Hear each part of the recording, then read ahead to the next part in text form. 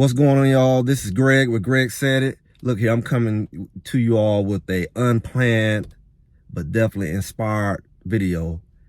I definitely want to give a shout out to all my subscribers. If you haven't subscribed, please subscribe. Go ahead, hit that button, hit that bell, like, comment. This is going to be another good one here. I didn't have a plan to speak, but man, I had an inspiring conversation. My mom really stirs me up, you know, in some of the mornings. I just had to have a talk about this here. I thought about the game with the Colorado Buffs and the Oregon Ducks. And of course, I've done my videos on, you can go check them out. But one thing that really is not being talked about that needs to be discussed. It's about momentum. Momentum, right? Momentum was the word of the day for the game, right? But let's talk about what led up to momentum. I don't know if you all follow Well Off, Reach the People, great channels, worth everything that people say about them, right? Positive.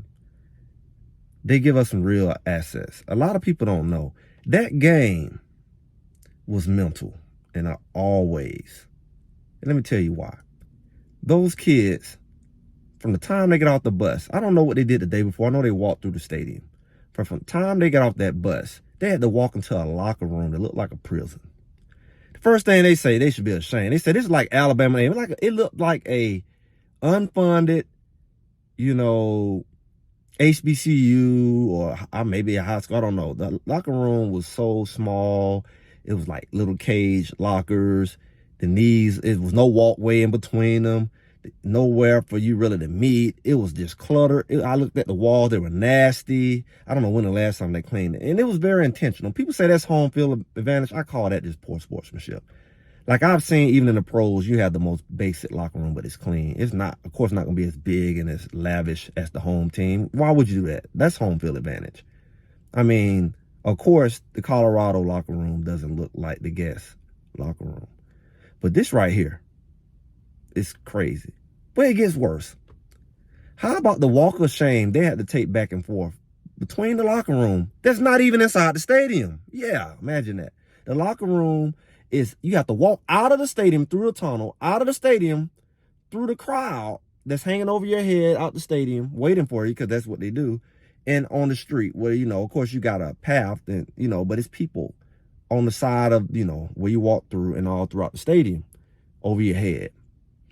And you have to walk, I don't know, from the field, maybe close to a quarter of a mile, half a mile walk, I don't know, from the field, through the, on concrete floor, ground, with your cleats on. And imagine you doing that several times between the game. You walking back and forth to the stadium, walking through it. You know, you do your personal warm-ups, you do your group warm-ups, you do your team warm-ups, then you go back in and you come back out. It was no place for the coach to even stand and do his talk. He had to stand up on, they had to hold him up on the bleacher.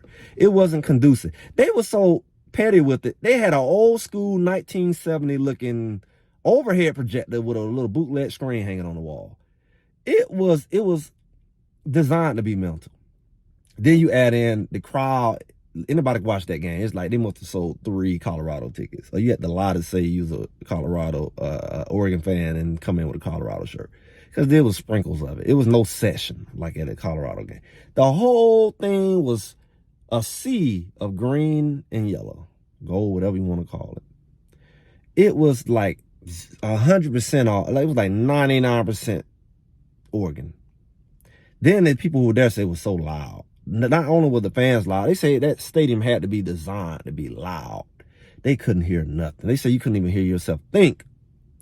It was so many mental components that I think really got to these boys. I had to.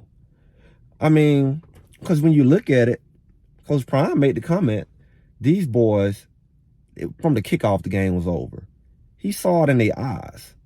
But let's rewind back. Coach Prime has been saying, of course, he made the comment game day, you know, he's only at 8 or 9 dogs away. Right? But it's deeper.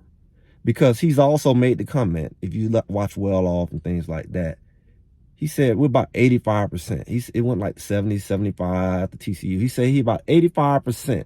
He can see this. This is a man who knows football. He has wisdom and age. 85% believe, coaches and staff and players, He said that. And there lies the problem. 85% believe we're working on the rest. You cannot go into that environment with doubt, especially 10%. You going into a hostile environment, very loud, very just aggressive, it's egregious, unnecessarily petty, locker rooms. You can't even come out your own. You got to come out the stadium, leave the game, leave the field to go to your locker room. I've never seen anything like that in my life. Maybe it's some ring dang, maybe HBCU, they got no money. Maybe some high school, we have to go to a trailer, go sit in the end zone. I don't know. But big, massive stadium, and they intentionally not put a guest locker room in there. You got to be ashamed of yourself, Oregon. That nobody's ever revealed that, and the media hasn't talked about it yet. But having your own camera crew exposed it. No, I've never thought Oregon would do something like that. I don't know who else does it, but I know that everybody that they have a nice stadium, they have a locker room. It don't have to be lavish. It don't have to be humongous with carpet and lockers all around, but that's crazy. It's really uncalled for. It makes you wonder what else hookadiki wookie. Is it some hoodoo voodoo, some witchcraft? I mean, how far are you willing to go to win? It was so weird to see that.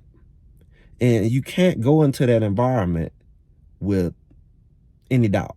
You have to be what I call 100% committed. You have to have some resolve when you're playing a game of that magnitude and they adding all these other little knickknacks. You have no room for doubt. A little piece of doubt can turn into a lot. That momentum kicked in, and it was a wrap. Once that momentum kicked in, and you already fighting from deficit, you already not playing at 100%. You have no room. And it really showed me something. Is that not like life? So many people, they say people of color, underserved, all these different terminologies. You come with 2 strikes on you, target on your back. That's what you're describing.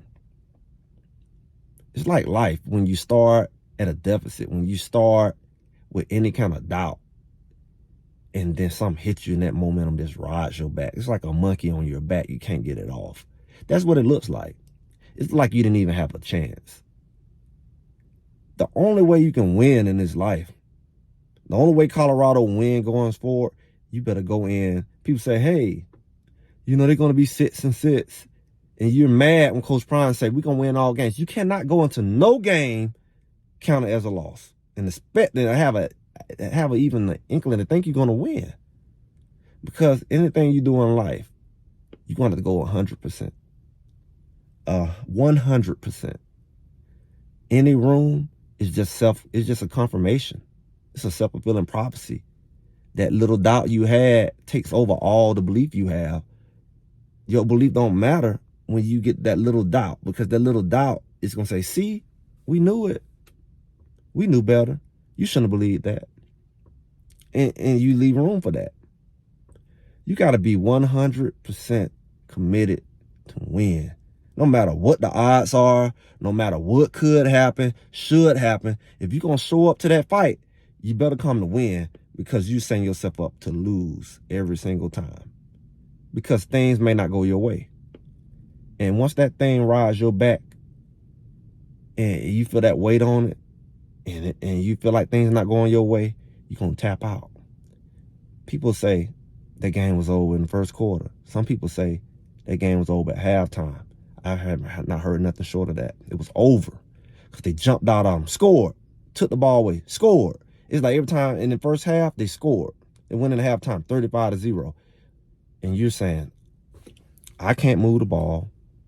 They're 3 and out of me, and we can't stop them. There's no way we coming back. Even if we score, they going to score again. In your mind, it's too late. That momentum's kicked in. The momentum of life. It's the momentum of life. If anything you can learn from that game, you want momentum to be on your side. You better do everything you can to get that momentum on your side. Because if you don't, you're fooling yourself. You're fooling yourself to think you can win when you're not committed. You think you're going to straddle the fence? It's not going to happen.